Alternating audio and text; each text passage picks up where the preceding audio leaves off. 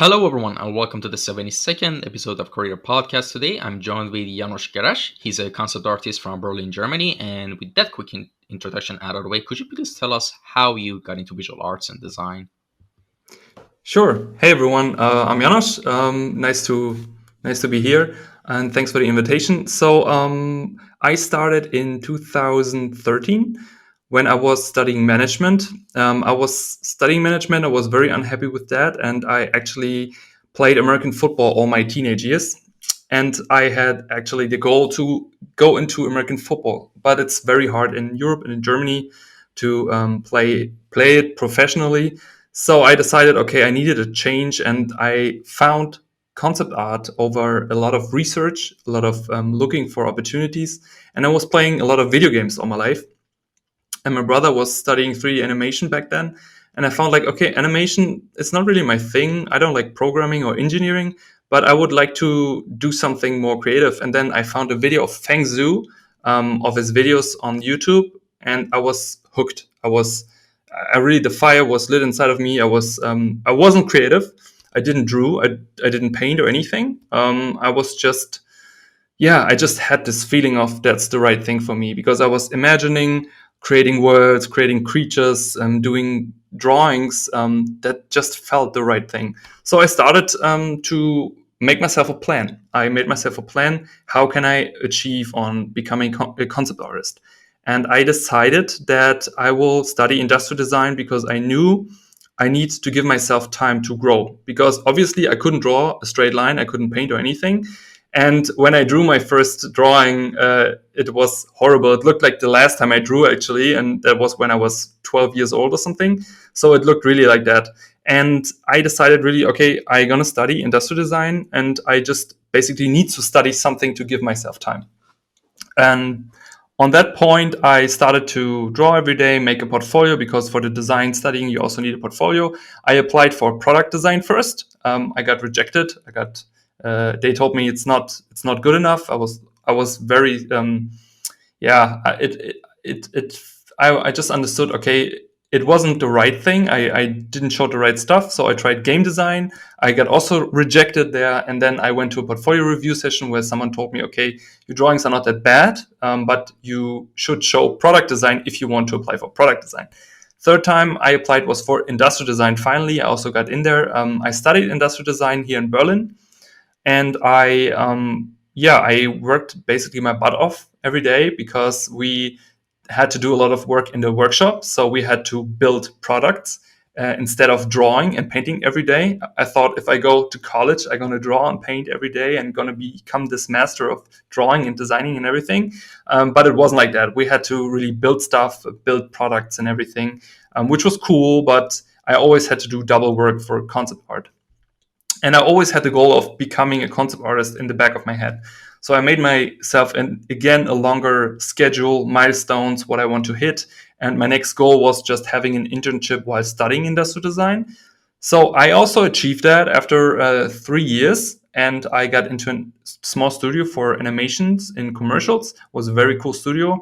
And I learned a lot there. I had to work really fast because it was very fast paced. And afterwards, I finished my college degree, but they didn't have any work anymore to keep me in the studio. So I had to go out of the studio, which was very daunting. My portfolio was, I would say, okayish, but it wasn't like that good. So at the end, I just had to take a normal part-time job. I had to sell sports articles, shoes, and equipments just to pay my rent, pay my bills. And I was sending out emails over emails over emails. I don't know. I sent out over 200 emails at least. I got rejected. I got art tests. I failed art tests. So I either wasn't good enough or I just didn't get an answer. And it took me 8 weeks to finally get my first gig in an animation production for an animation movie, which is also on Netflix. And that was really my first step into the industry. And I worked there 6 weeks on project, and I had actually already new freelance gigs when I went back to Berlin, because it was in Stuttgart in the south of Germany. And when I came back, I had a friend who told me, there's a company, they look for new character artists. It's called Vuga, and they're a big mobile company game company. And I applied there, made an art test for a character design position, and I got in, but as an environment artist, because I also had environments, an environment portfolio. And yeah, and since then I'm at Vuga for almost 3 years, as an environment artist, as a concept artist there. It's a great company. It's a lot of fun. I spend basically my days on making environment concepts. And yeah, that's it in a nutshell, I would say. All right, awesome. And actually, you mentioned that in of course, the beginning of your explanation that originally you wanted to become an athlete, professional athlete at the American football, but that didn't span out. But aside from that, did you had any other plans? Maybe like because before that you weren't even introduced to that things you videos you saw on YouTube. Like, was in your mind that all right, I'm gonna go become an engineer or doctor, or from the get go you knew you wanted to become an athlete? That was actually never really clear for me. So when I was, as a child, I had a little bit too much weight. So I wouldn't say obese, but I like right now I'm 190, and when I was a kid, I wasn't that tall. I was very short actually, and I gained a lot of fat. And got overweight, and then a friend of mine told me he's going to go to a football training. I felt like, oh, okay, that's kind of cool. And it was on the outside of Berlin, so it was a very small team. And I started playing American football there, and I played there for 6 years until I was 17. And it was cool. I spent most of the part of my teenage time there. So the training, we had great games. It was really like a small family, but not a big team. Like usually in an American football team, you have like 60 to 70 people sometimes in the team, players, and we had only 20 to 24, and you need 11 people to play. So it was a really small team. And when someone gets injured, you had to play like double time, which was also very exhausting, but it was a great time. It was definitely something I wouldn't miss. And when I was 17, I decided, okay, I want to step up because it felt like there's something missing. And I actually went to the best team in Berlin, which is the Berlin Eagles or Berlin Adler. And I went there and everyone was trained. Everyone was 20 kilogram heavier than me. Like everything felt so professional. They had trainers for every position. They had trainers from the States, and everything felt like a company almost, so it was super professional. And I came there and played there in the youth. And first of all, I needed to gain a lot of weight, so I had to eat a lot and train a lot. So I trained 7 days a week. So I had three times in the week American football training. Then I went 5 times in the week in the gym, and also we had games on the weekend. So constantly training and eating, and that was everything I've done for 5 years. And we won the junior national championship, the national championship, and we also became European champions when I played there. And it was just big. Football was everything for me. I just was completely focused on that. But when I was 22, 21, I felt like, okay, I need to go with that somewhere. And I know, okay, there is a possibility to go in the States and maybe play at college, but it's not only very expensive. You also definitely need a scholarship for that. And I went also to a scouting camp in California once. And I just realized that I'm a little bit too old just for the time, and I wasn't that good enough. I was okay, but like all the kids 2 years younger than me had the same stats than I had. So in football, it's really like how fast you are, how big you are, how strong you are, and like they almost had the same stats because it's like they're over there is just a different level. And I realized that, and I came back and I was unhappy. I mean, I wouldn't say depressed, but I was really unhappy at that point. And I felt I needed to do something. And my parents they were very generous. They gave me, I think, a half year just to consider what to do. And I felt, okay, I was just looking for stuff. And I looked, what could I do? And I found sports management. And I felt, okay, maybe it makes sense. Management makes sense. I'm very analytical, and maybe I can do something in sport. And I was actually studying that. I was studying that for 1.5 years. I wrote all the things I had to wrote. I did everything. I didn't left out any class or anything. But after 1.5 years, I came home one day, and like, my dad knows me best, and I think he saw it in my face. He asked me if I'm happy.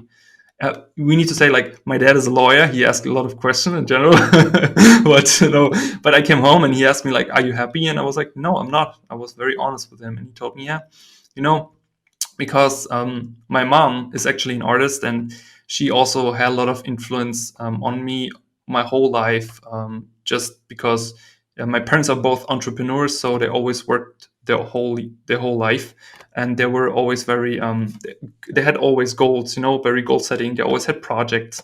They did a lot of stuff. And my mom turned, when she was, I think, 40, she decided to become an artist because she felt like she wanted to become an artist. And I think that was also something which got a little bit saved in my head, that there's the possibility of that switch happen. But I was never interested in art. I hated art. When I was at school, I hated it completely. When my mom started becoming an artist, she was showing me her paintings, and I was looking at paintings. Sometimes I went to portrait classes just as a model, but I wasn't even interested in the drawings or anything. I was just looking at that and was like, well, okay, fine, looks good, looks like a head, thumbs up. But that was everything. And when my dad asked me, like, are you happy? I said no. And he's like, okay, maybe it's now the time to change. And that was daunting in a way, it was scary, but I felt like, yeah, he's right. It doesn't, I hate any type of waste, time waste, food waste, any time of waste, I hate it. And I felt like, okay, it's a time waste. I don't want to waste my time anymore. And I'm just going to quit and make a cut. So I made a cut, quit sports management, and I started really to do a desk research. And I asked myself, like, what do I like doing? And I was playing a lot of video games all my life. It was perfect, like training the whole day and then coming home playing video games. You can sit or lay down. It makes total sense. It's relaxing. I did really a research, and I thought, okay, can I work in games? What can I do? And that's how I found concept art. Amazing. There's a lot of things that I want to go through with everything you said. Mm-hmm. Like, first, I want to mention like a couple of things about the sports, your experience with the whole football thing. For a lot of people who might not have the experience, they don't know, but gaining weight in a sport like that is way harder than losing weight. Because with losing weight, you just throw in a jacket and just go run, But gaining weight, you have to stuff yourself constantly with food, peanut butter, oatmeal, every single day, and also train on it. It's way harder gaining weight like that. And actually, that's what you said about having like younger teammates who were like, were the same stat as you, and you kind of felt like behind. Uh, yeah, it's one of those things about professional sports is you have to start like from a really early age, because you're only young once in your life, and that's your prime. And it's sad Absolutely. but a lot of people realize that a bit late in life, like me as well. Like, we have like a 16-year-old kid in our gym who's a killer. I practice Muay Thai and Jiu-Jitsu, and yeah, I mean, there are really young killers in our gym. And even if you go to like see Thailand, gyms in Thailand, like there are I'm not kidding, 12-year-olds who can kick both of our asses combined. Like, I'm not kidding. Because they start at a really young age, and when you're really young, your brain is really adaptable to just learning anything, absorb knowledge, just whether it be visual or kinetic knowledge, which is of course related to athleticism. Yes. And executed also instinctively. Also, I think that's also important, because there's something I've learned a lot in American football. We had to learn plays. So when you play defense, when you play offense, football is actually like chess, because you have like everything super tactical. And if you just one position in defense, I played outside linebacker, and which basically my what I had to do was basically to tackle everyone who comes over my side or like runs into my vision. And I would say I was lucky, because I was when I went to the higher team, I was 190. So I finally grew up. I grew in terms of height. and I was 78 kilograms, so almost 80 kilograms, and it was super light. All the kids, all the other guys were like 90 kilograms, 100 kilograms. So when you very light, like 10 kilos in American football is a lot. You get pushed around easily. So and it's really like you need your weight, and you have to be fast to have impact when you hit someone. So I felt like, okay, I just need to gain weight, and I was just eating everything. I was eating 7 times a week, and I gained in the first year when I was there, I gained over 20 kilograms. I was when the season started, I remember I was 96 kilograms, but I also gained a lot of fat, so not all muscles. I need to say also, when I was 16, I joined my first gym, and when I was 70, I started to go into the gym like regularly 5 times a week. So I basically did a bodybuilder routine. I didn't even went for like something typical for American football, which is just explosive movements and squats. I did the full thing. I did legs, shoulders, back, chest, the whole thing, because I felt like I want to become really, really good. And I think also my first goal for the first season was gaining weight, but also bench pressing 100 kilograms on the bench. And because when I started, like going to the gym, 50 kilograms felt like so much for me. Also, like how I'm built biologically, I'm tall, but my shoulder girdle is very small, and my arms are very long. So something like bench pressing for me mechanically is very hard, just to come up with a lot of weight. So for me, like my goal was just to get. I'm very goal oriented, so that's also, I think that everything I've learned in American football, being goal oriented and work for something, and really to understand it's a very long process. This also helped me on the journey of becoming a concept artist, because becoming a concept artist from zero to the point of working in a studio and you get paid is really freaking hard. If you're not the super talented guy who can do everything super easily, or you have the super big base of being that good, when you like, where I come from, like really, I'm not joking, I couldn't draw a straight line. I had really problems like drawing. I did my girlfriend thought I would be crazy because I told her I going to become a concept artist as a job. She was like, "What's that?" I'm like, "Drawing and designing every day." Okay, how do you do it? I'm gonna draw every day now. And then she saw me in the corner every day drawing just straight lines and circles like a crazy guy, over and over and over, just to get the mileage in. But like everything I've learned, being disciplined and work for something I've learned in American football, helped me to give me the right mindset for everything which came after.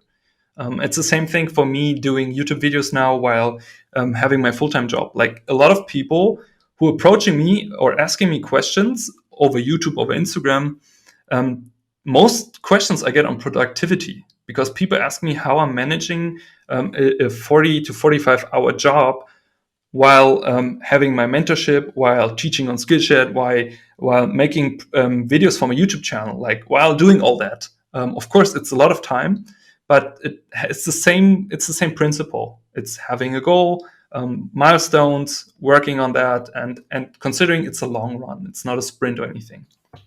Yeah, exactly. That's an incredibly good point because if no one ever tries to, not necessarily tries to, or has been put in a position to be able to work hard for something or to better get good at a skill, it could be, learning a language, it could be drawing, it could be driving, and a sport, anything.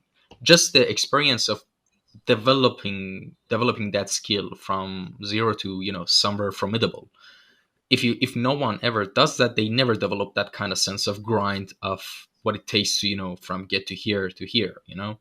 And especially what you said about the sport, like what it taught you is to be goal driven. That's totally right. I mean, it translates to everything else once you experience it in one subject, because learning stuff is a skill in itself.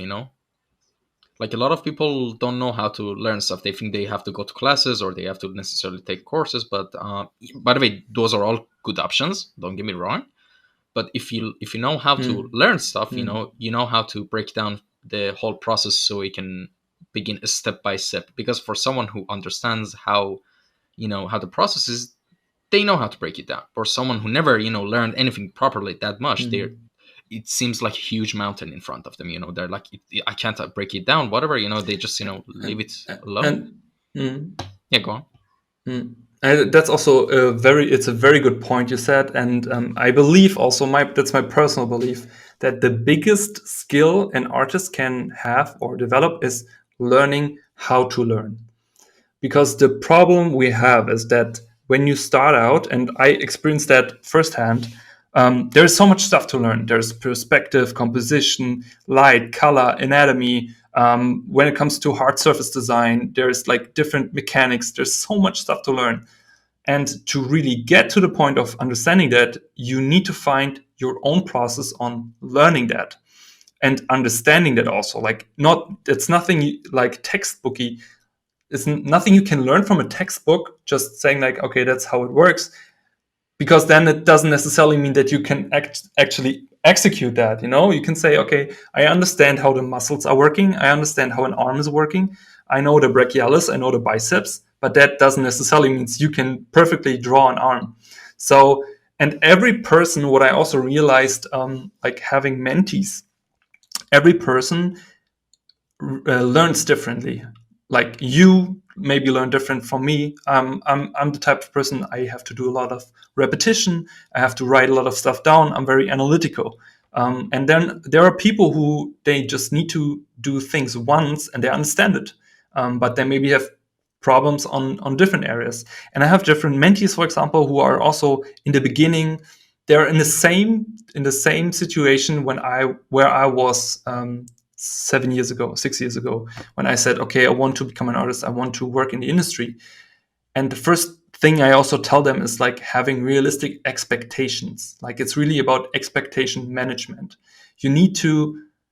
The thing is, like, if you put your expectations too high up, you just get disappointed. You have to be realistic. And then making the plan of learning all that is not that hard, but then doing it is the hard part. Like getting everything, like, okay, I have this plan. I'm going to be an artist in 5 years. There's my milestone 1, milestone 2. I want to go into a studio internship in 3 years. So in 2.5 years, I want to have my environment design portfolio ready, etc., etc. But to come to that point, and that's Mark Twain, I think, said it really well, how to manage complex tasks by breaking it down in small tasks and start with the first one. And that's something I also, when I started my journey, I printed on a piece of paper and put it on the wall and saw it every day, because that's really how it is. Perspective, anatomy, composition, everything is so complex. And in our industry, it becomes more and more and more. Me as an artist working in a studio, I'm still learning every day. I'm still have to teach myself. I have to take courses. I have to get better, because we get more programs. We get more and more and more stuff. So yeah, back to your point. I totally agree on that's very important to learn how to learn. Yeah, and actually, speaking of writing down your breaking it down to small logics on a paper. Funny enough that you mentioned that. Like, I swear I did not prepare this before the podcast. Today I did this. I broke down my whole main things I have in life into like small blocks, and because when even there's like a lot of things you have on your plate, or a lot of things you have to deal with, sometimes if you don't write it down, it gets so overwhelming. Like, there are a bunch of ghosts flying around your head. But when you organize them and write it down in a structured, like on a piece of paper, and it gets much more manageable, like mentally, to visualize them. Like, okay, I need to just clear one block, and I'm just easier, one more block to go. Yeah, you manifest that. You take the thought and put it on a piece of paper, and then it's on the piece of paper. It's not flying in your head around anymore. Exactly. I'm also a post-it person, so my desk is full with post-its with all the stuff I have to do. Yeah. All right, and let's move on to the next subject. What is your main branch of design that you're focusing on? And tell us about your experience from the start of it until now. With branch, you mean the area I'm working in, or what I'm interested in, or The area you're working in concept art. Okay. So when I started with like my first job, which was in like I mentioned, in a movie production. I had to do mood paintings. Which so basically, when you work in movies, there are different areas you can work in. So you can be the guy who's just there, who's designing all the vegetation.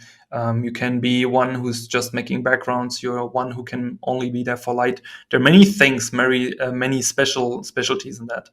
And my first job, my job was basically making a mood painting per day, which means I got a scene. And I did with a description where they told me, okay, this and this and this is happening in a scene, and then I was painting out the mood. So I talked directly with the director, and the director told me, okay, it's a sad scene, it's a night scene. The main character is sitting there, is in a sad pose. It's like you get this description, and then you have one day to paint that. It's also very fast paced, but it was also in a little bit more stylized style, so it was a little bit easier than to do something realistic. And after that, I went to Vuga, and so since I'm at Vuga, I'm of course not allowed to work on other games because it's in my contract, and so I'm working on June's Journey for almost 3 years. And June's Journey is it's in a realistic proportion, and also in terms of times. It plays in the 1920s, but it's also stylized on the execution part. So it's very saturated. And it has a little bit of this cartoony rendered style. And I work in that also like for 3 years now, which is a cool style, and it's definitely working. But on the side, I'm mostly I would say, or I try to realistic stuff. So I try to push my sense of realism. So I'm really doing a lot of stuff, and I like to fail and fail fast. So I fail a lot, do different stuff, do photo bashing, use 3D. I try to do designs. Right now I'm working a lot on my design sense, because I felt like really to make an image. Like the problem today, I don't want to say problem without label anything, but what I see today is that it became very easy to make a well or nice rendered image, because using 3D software becomes easier and easier. So a lot of people are understanding now how to paint well, how to render well, but there isn't. Sometimes it's just a castle in a landscape where, like, that's it. That's the subject of it, and there's then story missing, or a certain design is missing. And it's a very easy mistake to make, is thinking that decorating means designing, which doesn't necessarily mean that it is. And it's a trap I fell into a lot, because it's easy. Sometimes you just want to paint stuff. Okay, I don't say like it's wrong or anything, but for me myself, I just found I don't want to just paint a nice landscape anymore, which I all did in the past, or just paint a hat or anything. No, I want to focus more on design. So stuff like biomimicry engineering, for example, like taking something out of nature and design something out of that. And that's something I do a lot right now in my little time frames I have over the week. I'm very scheduled with everything. So usually I do something before work, then I work 9 to 10 hours. Then I have a mentorship call maybe, or I have like video production for YouTube. And then I have 2 more hours to do. And then I'm just doing some research for my own project. And that's my full week. Like my whole week, I'm just working through like that. I also work on the weekends because I just enjoy what I do. And for me, it's just like, I have problem. Like that's really my biggest problem, is I can't rest so well. So I just enjoy everything so much that I don't want to like lay down for the whole Saturday or something, So that's really something I have to work on. But yeah, that's the direction with all my concepts. I've produced while I was at Vuga a lot of stuff just for Instagram, and also I focused partially a lot on video production. So I'm making YouTube videos for over a year now, almost 2 years, I believe. And it's also right. When I saw my first video recently, which was how to make value studies, it also, when I saw the first video, there's so much stuff I would make different, but also I already produced over 60 videos since that, which is a lot, and I learned a lot. And I, of course, have a goal with my YouTube channel, but it's also something I don't do like all the time. I also cannot forget that inside of me, I'm an artist, I'm a designer, and I want to get better with my design skills. So I do like, I mix it, you know. When I like to make a video, I actually have two productions I have to finish and edit and everything, because I don't have an editor. I have to do everything myself. That's something I like to do, but also like then time comes, I'm an artist and I have to not only work for others, I also have to do stuff for myself. Yeah, about the YouTube channel, actually, I was gonna actually ask you about that. How, like, how should I say it? How was the journey so far, from the beginning till now? Ooh, uh, it's a ride and a slow process and a lot of failure, I would say. I feel like every video was a failure and a success at the same time, you know? Because there's so much to know about YouTube. Also, like, I get a lot of questions from people who say like they want to also make YouTube videos as artists. Like, artists approach me and say they want to make YouTube videos, which is fine. If you want to do that, do that. But when they ask me if they should do that, I'm just asking them, what's the purpose of that? Do you just want to do it because you like making videos? What's I just want to find out what's the reason for that. And if they say they want to make money, I'm saying like that's maybe not the right thing to consider, because YouTube is a marketing tool. Even though if you have 100,000 subscribers, if you have 1 million subscribers, you have to constantly produce and get out content to have your views, to really have to earn money with that. And the problem is, if you try to chase that, that's like rolling dices, because you never know if your video is really good enough to get picked up by the algorithm, because everything depends on that. If the video has a lot of retention rate, has a good click through rate, so will people click on the video just because of its title and thumbnail, and will they actually watch the video for a long time? I produced, as mentioned, over 60 videos already, and I tried everything. I tried short videos, I tried very long videos, because I'm also researching, I'm reading like what's the best type of video. And after almost 2 years, I already understand that I like producing informative videos. I did vlogging, I did informative videos, I did live streams, I did interviews. I like everything, kind of, and I tried everything. But what I like in terms of making a video is being informative, being to the point.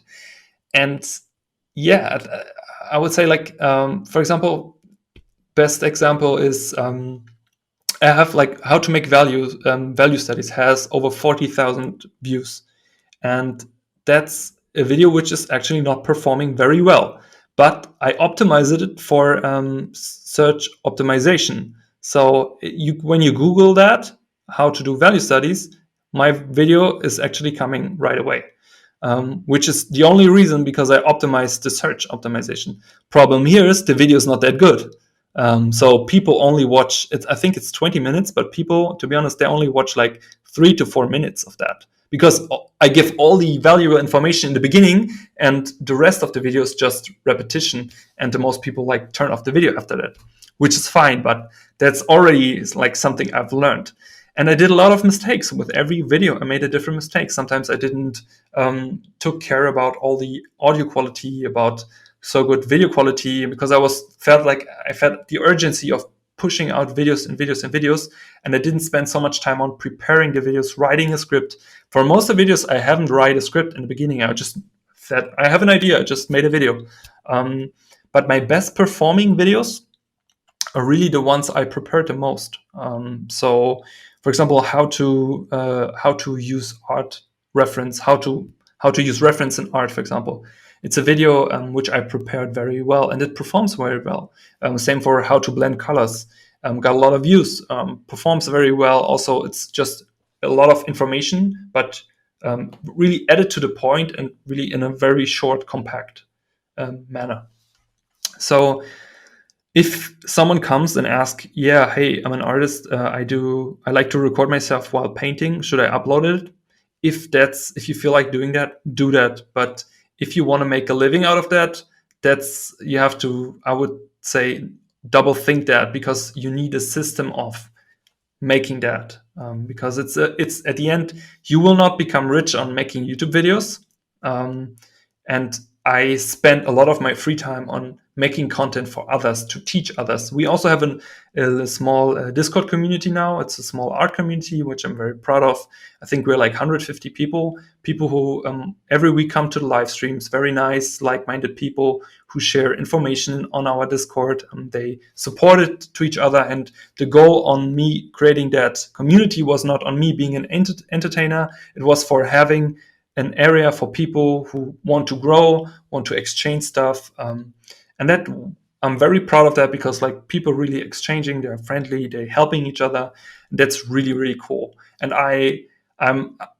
I'm very eager to, I don't know, as we talked about it, I wrote somewhere in one of my sketchbooks having 10K subscribers at YouTube as a goal. I also calculated with a certain formula how to get to that point, because I saw like every video I publish, I get like 10% subscribers over 6 weeks period. So I calculated how many videos I actually need to get to 10K, which was, I think, 46 videos or something.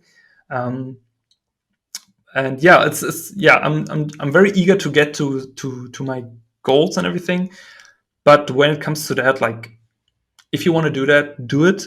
It's fine. I would never say to someone you shouldn't do that. I just want to people be aware it's not something you immediately do money out of, or it's way more complex than that. But it's a great journey. I like making videos. I enjoyed it, and it's just like another hobby to me. If I don't draw or paint, I make videos or something else. Awesome. And I mean, I'm glad that you said that. I mean, I think the closest thing I could, describe what I'm trying to say is, imagine you're trying to build a house and you pick up a brick. Of course, that's not how you make a house, but it's just hypothetical. You pick up a brick, you put it down as a foundation, you pick up another brick, and after a while, you just set the foundation and you look back and you see, oh, I made a platform. And you start doing it again and again and again and again. And you look back and you're like, wow, I made walls now. It's halfway there. And after a while, you build a house. And that satisfaction of like all of that hard work and seeing like what it's made of, what you made in the end. Like that's the same feeling I have with the podcast. Like, for example, I'm at the beginning, I was like, it was so overwhelming for me, the whole editing and all of that, uploading everywhere. And I was like, geez, this is so frustrating. But after like episode 7, 8, I was like, imagine if it gets to 50. Like, ooh, that would be so satisfying. A whole list of guests. But now we're in episode 72, And that's when I look back and I'm saying, oh my God, I just love this stuff, Like if you make anything as a challenge, like for example, you want to lose weight, don't see it as, I want to lose weight. Put it yourself that you want to run for 200 kilometers in 2 months, So you don't focus on necessarily losing weight. You focus on the number and building that thing. And eventually, of course, when you run 200 kilometers in 2 months, you're going to lose weight. So you kind of gamify the whole thing, Yeah, actually, yeah, that's really how it is. Like it's also something I say a lot is when people ask about they so keen on, they want to go into a studio.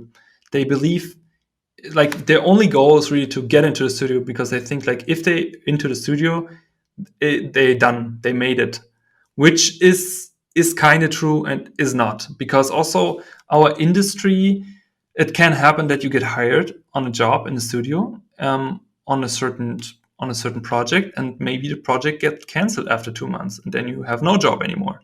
What do you do then? I mean, okay, you maybe have foot in there, but it's way more difficult than that. Also, believing that you get into a studio and then you don't have to work on yourself anymore.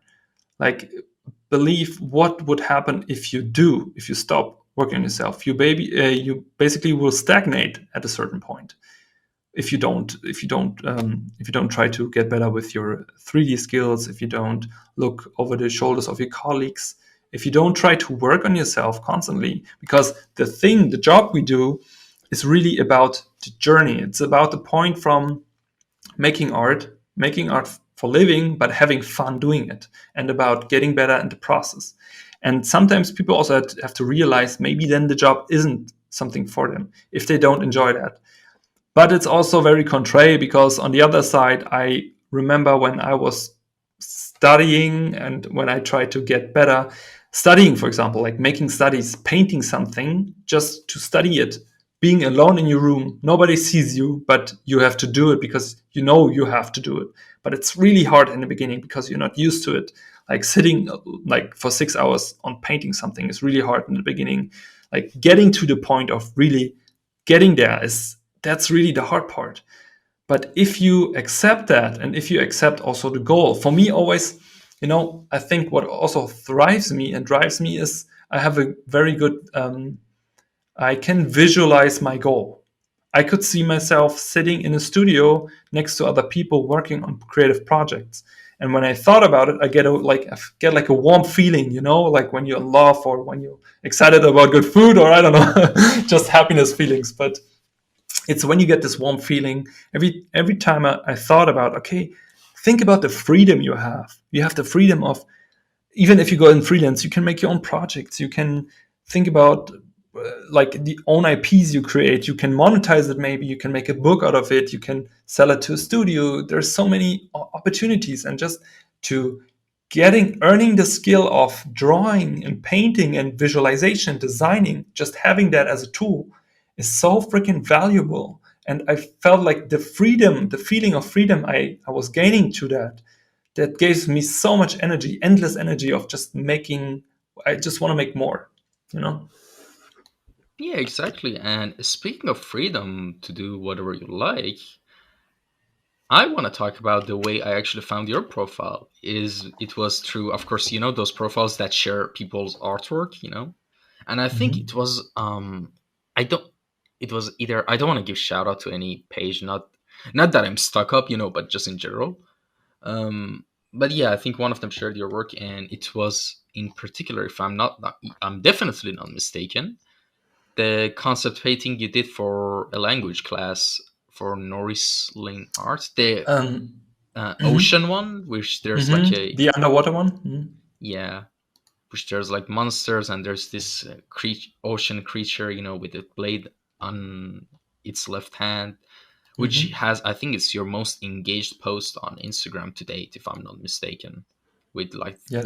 right now 13.7k likes, and yeah, a lot of engagement. I want you to talk about that, and what were your reaction when you saw that people loved it? Like, did you even expect Mm. that reaction, or how was it? I mean, we also have, I have to be honest also, because also I use also the promotion tool on Instagram. So if I wouldn't say that I would receive that many likes without the promotion tool at Instagram. You know that can make a business profile at Instagram, Yeah, where yeah, you yeah. basically pay like $1 or $2 or even more per day, and then you just get more reach. Of course, you have to produce something that people like, so it gets liked, of course. So there are two sides to that. But I just also need to be honest here that like I would say that the amount of likes I received on that image, I wouldn't receive without the promotion tool, just because of the Instagram algorithm. Um, but yeah, it's still very well received, and that's also a big point for myself, because um, like I need to go a little bit back for the brainstorm stuff. So I always wanted to. I always love learning, and when I joined Vuga, the first thing or benefit you get is an educational budget. So they give you a budget to learn, which is super valuable. And I felt like, wow, we get this budget. It's also very high. So I felt like I can buy every tutorial on the internet I want to buy. That's basically what you do. But then you look out for like also the more expensive classes. I would never in the past before buy a class for $800 because I felt like, man, it's $800, you know. But now I have this education budget, I can use that. And I always wanted to study or learn from John Park, James Page, because I just love their work. And I saw Brainstorm, and Brainstorm was only on site back then, before COVID. But when they announced that they're going to have an online class, I was like, okay, I will definitely take that online class.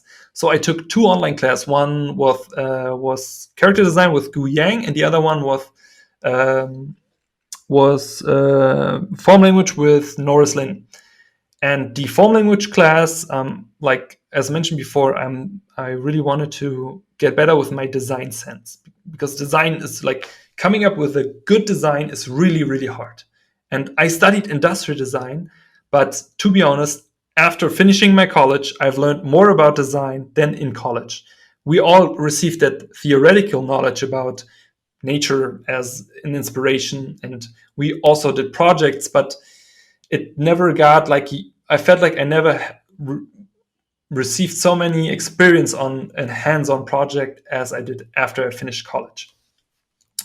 And yeah, and I took the classes. I also vlogged simultaneously for the YouTube channel, and it was very challenging. I had like 100 hours weeks because I had to make the class, had my day job, and I also filmed everything and edit everything. So it adds up to 100 hours per week. And it was crazy because it went 10 weeks, and afterwards I really got super, I don't want to say burned out, but I was super exhausted afterwards.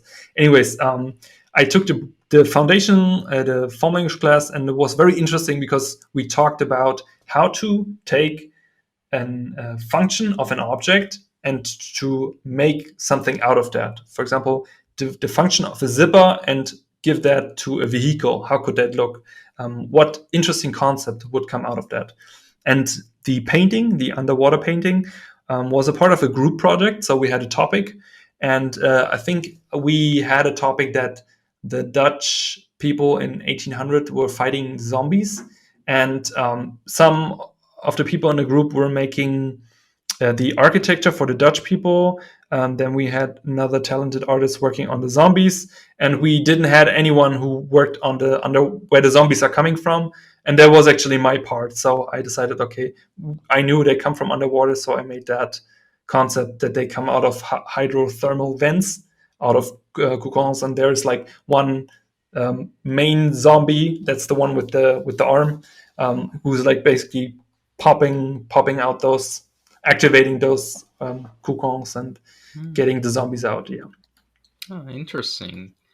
And actually, I had another question when I saw your Instagram. You know, one of my first initial reactions was, what I noticed was the one of the highlights of your story highlights called 50 Heads. Now, before I ask about that, I want to ask you this: how does your design process usually go anytime you want to start working on a design project, and also discuss how did the 50 Head challenge came by? So design project is the process almost the same. Like it's start with an idea, just drawing out an idea, a sketch, a scribble, whatever, and then it's research. So like for me, it's always important where I want to end up. Do I want to have a final painting at the end? Do I want to focus on design iterations? Do I want to make maybe establishing shots? It really depends what my goal is at the end. And then I basically write down a story, write down all the things around, like what's the time area, what's the spin, what's the theme, is it dark fantasy, is it steampunk, and I try to make it as interesting as possible. And then I start to research what could influence my design. So what could inspire me, what is the direction, also looking for interesting shape, languages, references. And I basically start to iterate. So I start with sketches, do simple drawings, side views. And when I like a side view, I take the side view, draw it out in 3/4 view. And and then depends on what I want to focus on. If I want to make designs, I spend more time on that, on the iteration process, on drawing and sketching. If I want to focus more on painting, because sometimes you just want to paint, and you just have a rough idea. Back to that painting with a castle, which almost has no story to making that. Sometimes you just want to paint, and then you have an idea for a story. And I would either, like, on the complexity, I would either start with photo bashing, or I would use 3D. So if it's very complex and has a lot of complex structure, I would build it in Blender. So I would take different. I would take my design sketches to the side, and then would start to think, okay, what makes the most sense to build? What can I replicate very fast, and what can I build in a day, or in 8 hours? Or how much time do I want to spend? Because sometimes I love to model in Blender. I like Blender. It's a lot of fun. Sometimes I want to spend 3 days in Blender. Sometimes I just want to make it very, very fast. So I either do a very quick mockup, or I do a more complex mockup, and then I render out all the passes, and then I just paint it. And the 50 head challenge, that's actually the root of that. It's going back to Ahmed Aldori. He made this 100 heads challenge, and that's the first time I saw a challenge, like actually a challenge. And I did the 100 heads challenge in my sketchbook. It took me, I don't know, I think I still have it here. Oh, awesome. I don't know if I think I have one of the sketchbooks here. Actually, it's actually the right sketchbook. You're lucky. I don't know if the camera, if it's visible in the camera. Can you see that? Yeah, we can see that. Yeah. Yeah. So basically, Ahmed made this challenge where you had to draw or paint 10 heads per day. And that was the first time for me. And I started this sketchbook when I joined Vuga in 2018. So it felt it was a cool opportunity just to do that. And I just tried the challenge. So I just basically draw 10 heads per day. In the beginning, it was super challenging. But after head number 50, you get the groove of it, and you learn really a lot. Even though you just copy it, but you just, by the amount of heads you draw, you learn really a lot. So I made this challenge the first time. For me, felt very successful just because I learned a lot. And the 50 head challenge I started when I started the YouTube channel, because I didn't really know what to do for content, and I felt like I want to do something, and I thought, okay, maybe 50 head challenge is cool. It works well. And I did the first couple heads, which was a little bit random. So I was just taking images, making study of it, or copy it. Sometimes I made my own image. It just mixed it. I just was a feeling by doing that. And I think then Ahmed started the Fantasy Head Challenge, and it was 30 heads, and that was perfect because I felt like, okay, I just do the 30 heads there, and they all together become the 50 heads for myself. And then I did the 30 heads challenge there, which was basically also just studying, copying images from Pinterest. And that I just did that, and I learned also a lot about painting there. But after the challenge, I felt like it's cool to have something you can post every day on Instagram, because you get a lot of retention and everything, and it grows the Instagram stuff. But the root of deciding to do that was maybe not the right intention, because I felt like it's cool. I learned something, and I'm productive every day. And I believe if you don't know what to do, that's something you can definitely do, and you should do it once at least, just to know how it is to challenge yourself. And I like challenging myself. But after finishing the challenge, I felt not satisfied. Just to be real, I just didn't feel any satisfied at all, because I knew, okay, to be honest, they're just studies of images. Like, technically everyone to a certain skill level can do that. So that's nothing special. And I felt like that's not the art I want to do. I want to do art for myself. I want to do something which represents me as a person. And that's why I decided, again, stepping out of my comfort zone, because I'm very big on stepping out of comfort zone to grow as a person, to grow as artist, but also to grow as person, because I believe you need to step out of your freaking comfort zone every time you do something. And I'm not afraid to fail, because I failed a lot in the past, and I'm still failing, and I believe it's a big part of the growth process. Yeah, and I decided to take the brainstorm classes, and it was an awesome feeling to be a student again, to learn. But on the other side, you have a little bit of the pressure, like, do I deliver? Do I gonna do good work? Do I gonna, I don't know, come up with good designs? And also, I mean, I have it on film, I have it on the YouTube vlogs. I failed a lot in this brainstorm classes, man. It was really challenging, and even though maybe the homework was not that hard, like in terms of like complexity, but to get everything done and like really getting something out of it, I learned so much in those classes just by doing the classes and challenging myself. Yeah, that's how it got together. All right, and now let's move on to another subject. Who are your favorite artists and designers that have inspired you the most?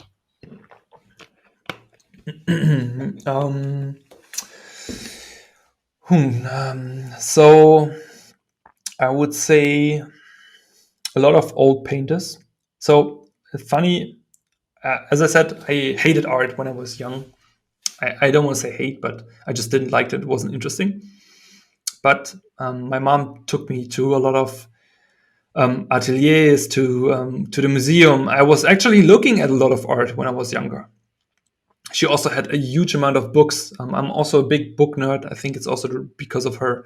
But she had a lot of art books, and I was looking at a lot of different artists. So what always inspired me were those old painters. So for example, so Da Vinci, Coleman, Albrecht, Angus, Caspar David Friedrich, all those old painters, Turner, Sargent, of course, Zorn, all those classical painters. They very, I don't know, they when I look at the paintings, they evoke an emotion inside of me, so which makes me feel something, and I feel like that is very inspirational for me. When it comes to design, I would say that I have definitely give credit to Scott Robertson, because Scott Robertson, of course, is an awesome teacher, and but also the way he's talking about stuff and how he's like showing and explaining, that really influenced me a lot. Sid Mead, definitely a lot of Sid Mead stuff. And yeah, I don't know, from the modern perspective, I really like John Park, of course, Jamie Jones, also very, very inspiring. And I actually have a lot of books of a lot of different artists. I mean, I have 3 of the Kim Young-ji books, because he's just amazing. But the thing is, like, I wouldn't say that's it's not inspiring me too much. The thing is, like, I'm more inspired by real life things, like by nature, by things that like how they found, for example, that the Nabi beetle, who's collecting fog liquid, and they use that technology to make those big fog collectors in Peru on the mountain. Like, things like that inspire me, or story of people. I always felt inspired by people like Arnold Schwarzenegger, for example, or like I don't know, people who are like have a goal and they have a dream and they work for that. Like, I love success stories, like people who have to go through shit, really have to go to shit, but at the end they end up at top. That's something which inspire me really, really a lot. And people in my life inspire me. How they treat life, how they behave. I'm very observatory, so when I sit somewhere, I'm just looking at people. Sometimes it looks maybe creepy, but I'm just analyzing behavior, how they do things, how they get inspired, how they have passion for certain things. Like my dad and my brother, they're always big role models for me. They are very smart men, doing their thing. My girlfriend is very inspiring for me. She's always working very hard. Yeah, I'm more to that, like in terms of artists, that's like I'm not so focused on other artists. I was in the beginning. I was just like a sponge, getting everything in, but I'm not like, I don't know. Sometimes I have a book of old French artists, just drawings of old French artists, where I never can remember the name, but I just look at something and then I'm like, okay, I want to draw maybe. But yeah, it's just very little, you know. Yeah, that sounds awesome. And what technologies and softwares do you mostly use for your works? I only use pen and paper, of course, very important. Photoshop and Blender for 3D, and yeah, that's it. ZBrush. I sometimes use ZBrush. It depends when I do some character stuff. I use also ZRemesher, and yeah, that's almost it. And Premiere Pro for YouTube videos. All right. And any advice on tips for a good portfolio and resume for artists? Where should I start? Anywhere you want. It's also a little bit contrary what I'm gonna say. So specialize, but be open and show a lot of versatility. So what I mean by that is you don't necessarily need to specialize 100% on stuff. So just for example, when I applied Vuga, for example, I had a character design portfolio and I had an environment designer portfolio. I would never advise someone to be a generalist rather than being a very good specialist. I would say be a specialist. Don't be a generalist or a jack of all trades and a master of none, because that's what's happening for most people. And I wouldn't say that, like, for me, it was just, I don't want to say luck, but I just did so much work and I tried so much stuff that I basically had the luxury of having two portfolios, which at the end made me get the job. So if you want to get into a studio, I would always research on what is the studio working, what is the direction, and then really plan everything ahead. So at least 10 pieces. And always remember, you get judged by your worst piece, not by your best. People always like, I had this conversation a lot, but I made this good image here. Look at this image. Yes, this image is very nice, but image number 9 and 10 look not very nice. Your fundamentals are off. Your perspective is off. The light is weird. So I'm thinking, this good image here, was that luck? Did that on purpose? Did someone help you?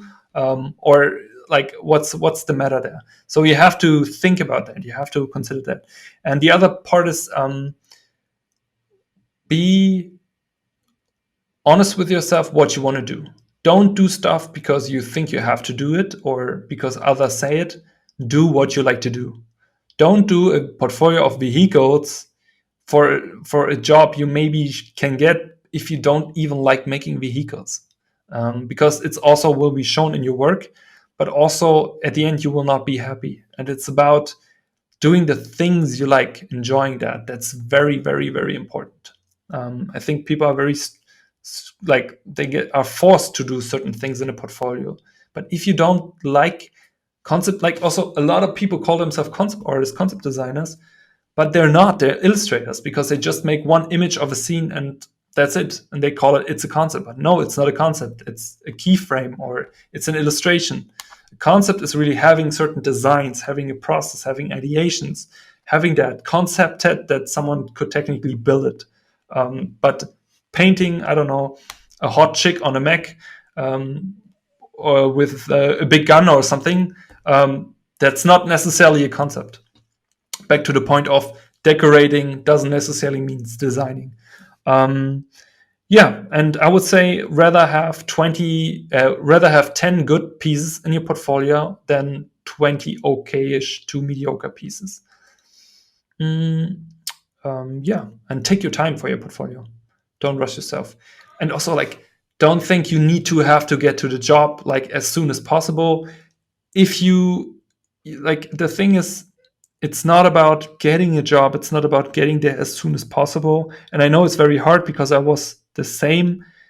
It's about enjoying it, because when you are going into the job, you will do work for others 40 hours per week and not for yourself. I want to say enjoy the time you have for yourself. Enjoy the time you have to draw and paint stuff for your own, because you maybe will never have that back. Because later on you have more responsibilities. Later on you maybe have kids. You have to pay for them. Then you can't stop working in that job because you can lower the cost. No, you have to keep that up. So it's very important that you enjoy also maybe time in college, preparation time. Really take your time. This industry will not be gone next year. Instead, it's gonna grow and grow and grow. There will be a bigger need of concept artists, of visual development artists, of illustrators.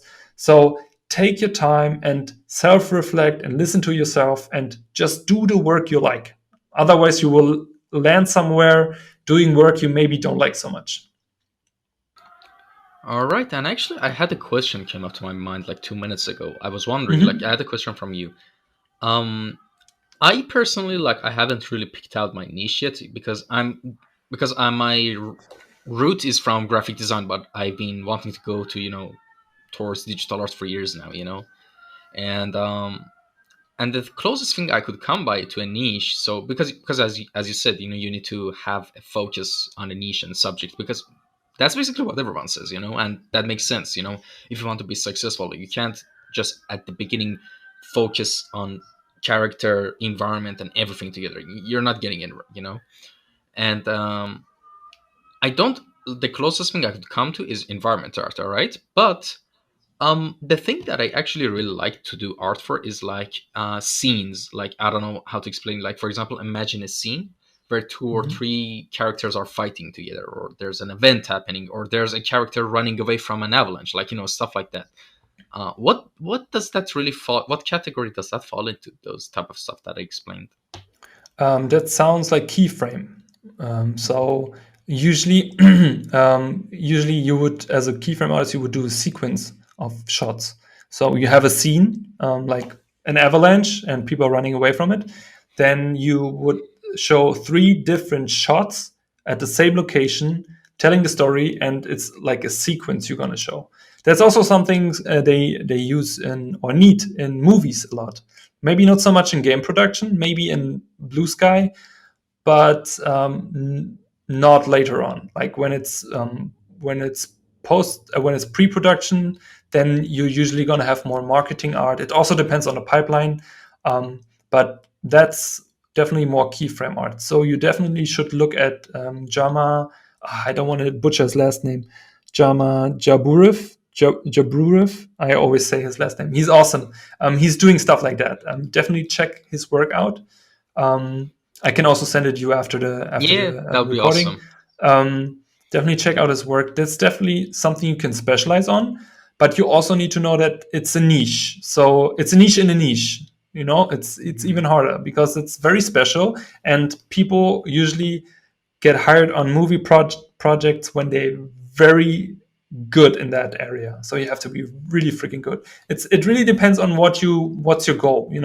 If your goal is to earn money, maybe you can get into a studio with that. It depends on what you want to show. But if you want to only specialize on that, why not? Why not taking the time to make a killer portfolio with 10 different sequences, scenes with where you have 3 sequences in each scene with a good story, good storytelling, and people are gonna see that and recognize that, and you will get better a little bit. Also, like my mantra every day is just getting better just a little bit, not getting worse, maybe stay the same, but getting better a little bit, and usually it is working. And it's something I also have from football. I had a lot of football coaches in my life, different mentors, so to speak, and they always had good things. I would remember. I would take it like a sponge, or things like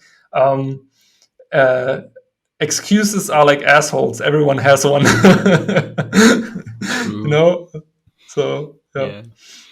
All right. So, next question. What are you working on right now that you can tell us about? What kind of project is it? I mean, of course, if there's something that's NDA involved, we can skip right past this question. But if that's not the case, tell us what you're doing right now. So, as mentioned, I'm not allowed on working on different games because I'm working in a game company because of my contract. So right now I'm working on a personal project, which is a design project.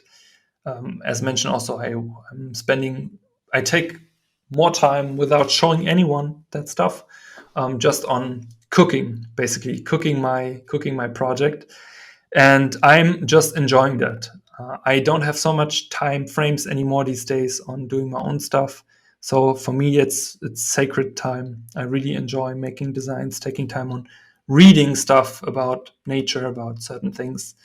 Um, that's something I work on. Besides that, I'm also working with a buddy of mine on my new website. Right now, I don't have a website. I do everything over Patreon and YouTube and everything, like this small network. But we building my website right now to have a combined thing. Also for my mentorship, I'm also getting a lot of questions about the mentorship. So I still have the mentorship open. I also, right now I'm at 5 mentees, I think, or 6, and I'm open it to 10 up. So I still have spots open. And maybe when the website comes, I also add maybe more spots. It really depends on my capacity because it also takes a lot of time away. Yeah, and besides that, I'm also having 2 YouTube episodes already planned and scripted and everything. One episode will come, it's about money. I will talk about that. I think it's a very important topic also for artists to talk about that, because a lot of artists undersell themselves. Like, I mean, technically they also underpay themselves while through undersell themselves, but yeah, you get what I mean. And also a Q&A episode. I have planned already for quite a while. And yeah, I also have a couple of things with some friends in the making, but there's nothing big to talk about. Yeah, that's All, everything right now. all right. And what area beside the area you're working on right now would you be interested to explore and learn in the future, given you had enough time and resources? Oh, I would just do a lot of dark fantasy designs. I would say just Hmm. like I'm a huge God of War fan. So the thing is, I don't have a PlayStation. I actually my art director gave me his PlayStation to play the last God of War title, um, and I saw the making of God of War so many times. Not because of the stress and not how they manage that. I don't know, just about the. I don't know. There's something special about that. And I felt I would love to work on a title like God of War, or maybe directly work on God of War. So I would just, if I would have time, I would just spend all my time on making things which are more into the realistic fantasy, dark fantasy stuff, but having solid design. Like things like the underwater. I felt like when I made the underwater painting for the brainstorm class, there was also a big learning again, also in terms of painting, but also understanding that I'm still not there yet. In the industry for when I joined the industry 2018, so three years, 3.5 years, and I'm an intermediate artist right now, and I feel like there's so much to learn. There's so much to improve on, and I just want to. I'm trying to listen to myself. I also don't spend time on Instagram anymore.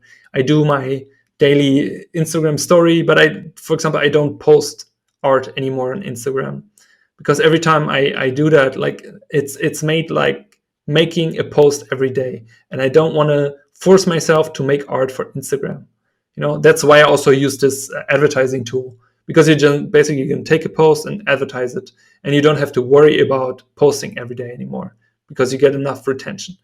um, so that's like, I just want to focus on myself, and I don't look on ArtStation anymore. I don't look on I'm not on Facebook anymore so much. I Every time I post or advertise stuff, I of course post it there, but I'm not looking at other stuff. I'm just focusing right now on my inner self as a designer, because I want to get this designer out of me. I felt like it's not there yet. So if I would have magically a year for myself, I would just spend time there. All right, awesome. And before we move on, I actually wanted to ask you something. You kept saying that a lot of time that during your teenage years, before you even got any direction of you wanted to pursue art, you said you were not addicted, but you used to spend a lot of time on video games. And I was wondering what video games were you grinding back then? Oh, so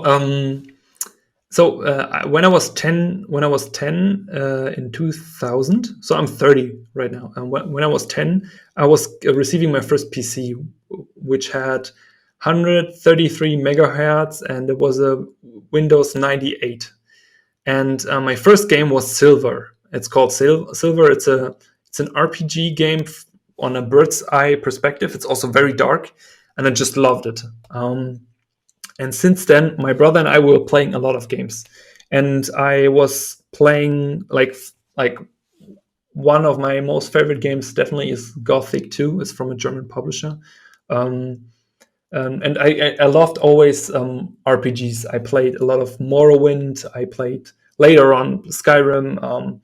I played basically everything. I also had friends. Like one of my best friend, we went to the game store where you can just get the game for $3, and we basically went to there, got the game, and we copied the image. I don't know if I can say that, but we copied the image of the CD we cloned it basically on the PC just to play the game, and we played like so many games, like really so many games. And when I got older, I got more competitive with games because I just have a competitive nature. And I played Counter-Strike, I played Warcraft 3, and when World of Warcraft came out, I played also a lot of World of Warcraft, of course. But back then, when I studied management, when I was so unhappy and I played a lot of video games, I was actually playing only StarCraft 2. I don't know if you played StarCraft 2. It's an RTS game. Yeah, I did. Yeah, I did. Ah, okay. So, and my goal, I also had a goal. I wanted to go get into the Master League in 101. So back then it was Wings of Liberty, and only 5% of the people were in the Master League. And I played with my friends, and they were all better than me, and they bashed me in every game. And I was like, nah, that cannot be. So I started to play StarCraft 8 hours a day, every day. So I just played. I played from the morning, like 6 hours. Then I went to the gym. Then I come home and I played another 4 hours. And I was just grinding it. And after 6 months, I was in the Master League. Congratulations! But, I was just crazy about it. Like I don't know. I'm just way too competitive with that stuff. That was also very hard, to be honest, to finish that. Like stopping playing when I decided to become an artist, because since then also my habit of playing changed. Like now when I have time, I haven't played too many games over the last years because I completely changed everything goal oriented to become an artist. I'm more like I going full force in one direction rather than trying to go in two different directions, you know? So I deleted also all games. I haven't played anything. I just focused on creating art, designing, and everything. And the last game I played was actually Gothic 2 a couple months ago, because I'm working a lot every week. I'm sitting a lot, which is not so good for my back. And also when I stopped playing football, so when I was on the peak of me playing football, I had 130 kilograms. So I was very heavy and I trained a lot. But when I stopped playing, I also need to compensate it. So I was also training less, so I had to eat less, and I lost weight. And I felt under 100 kilograms. And and then I realized, okay, I have to go back to train at least like 4 to 5 times a week just for the balance. And now me sitting a lot, I really know, okay, I really have to go run in the morning, and then I go in the evening into the gym. So I have like 2 training sessions per day, which is very good for me. I just like, for me, it's good to be vital and healthy. And yeah, last time I had a back problem because I was just sitting too much. I had pain in my back. I just pinched a nerve. I had to lay down for a couple of days, and I played Gothic 2 on my laptop, which is very old. It's from 2006 or something. But yeah, that's all the games I played. All right, that sounds pretty cool. I kind of like. I'm gonna be honest. Like when I looked at you, I was like, this guy used to play World of Warcraft a lot. I don't know. I don't know why you like. Because I look like an orc. No, not because of that. I don't know. You just give the vibe of the type of people who spammed World of Warcraft. Let me guess. Let me guess. Wait. Your class was Hunter, right? Yes. I just guessed.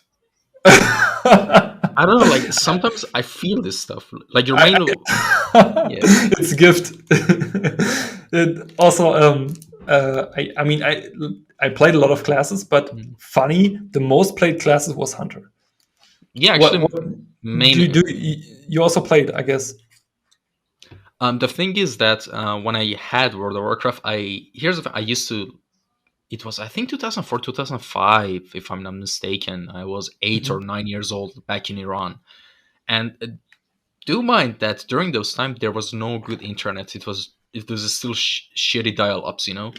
And even aside that, I had 2 older brothers than me and 1 PC, so you could imagine how the situation was. Yeah.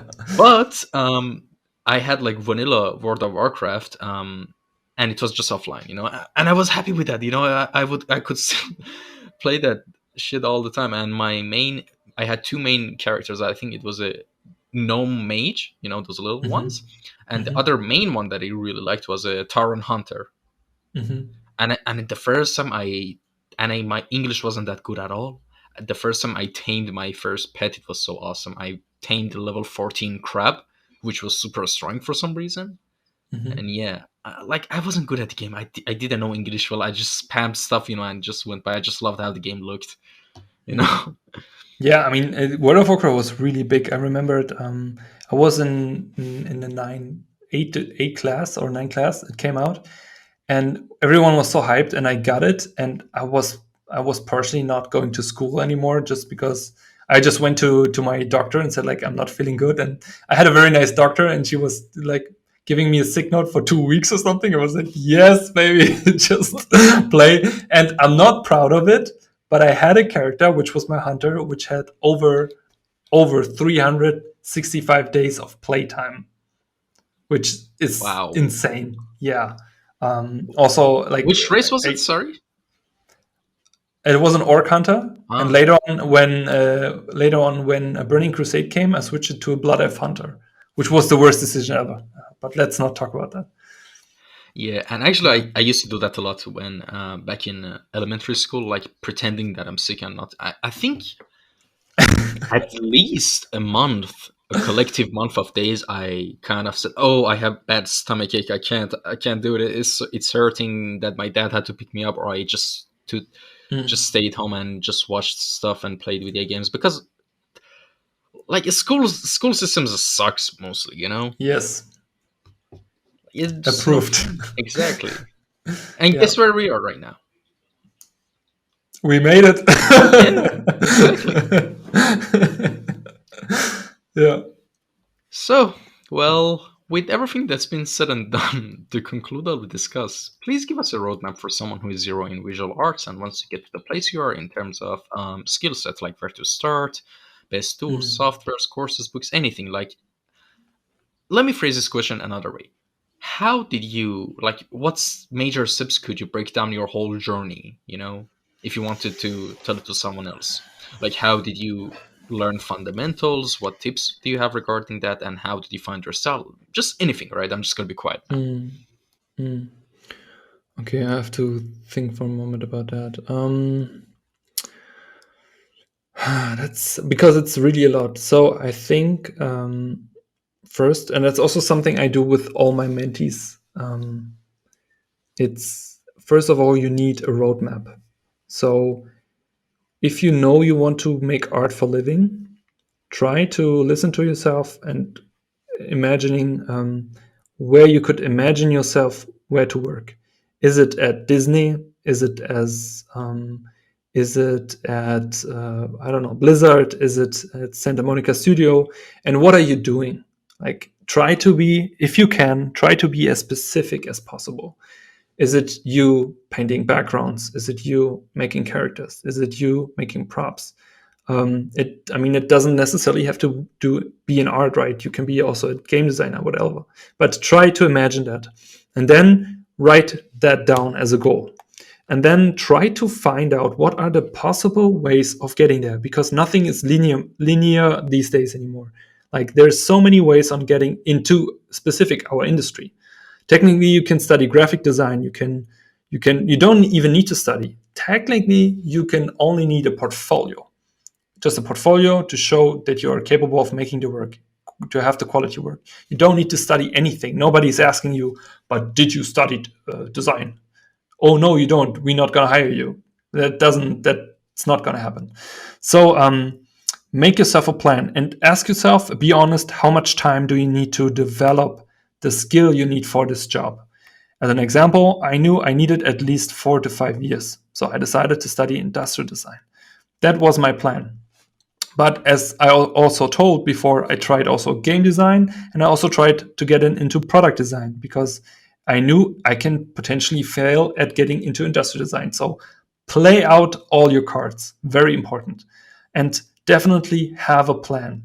And on that roadmap, on that plan to getting to your goal, you also need certain milestones.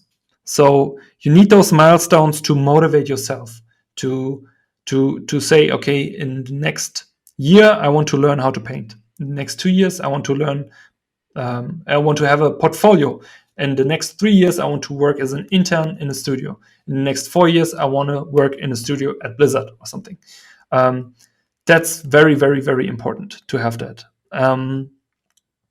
And when you then start to learn all the fundamentals, it depends on your circumstances. If you start to study somewhere, to go somewhere, of course you need the time to work on your fundamentals. You have to self-reflect a lot and be honest. Because at the end we need to learn everything, right? We need to learn perspective. That's important. We need to learn color and light.